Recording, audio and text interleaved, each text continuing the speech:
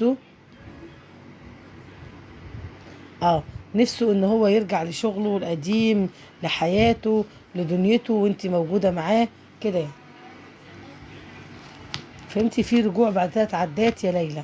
وما تقلقيش، هو اللي بيقولك انتظري، يعني كأنه بيقولك استنيني.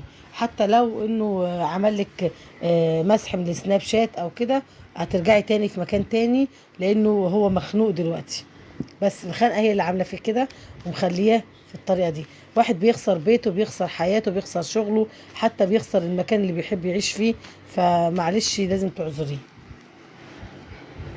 في عودة وبداية جديدة. شوفي نفسيته، عشان انا بقول لك نفسيته تعبانة جدا. هو مريض نفسي او مريض جسماني كمان، مش احسن ما يكون.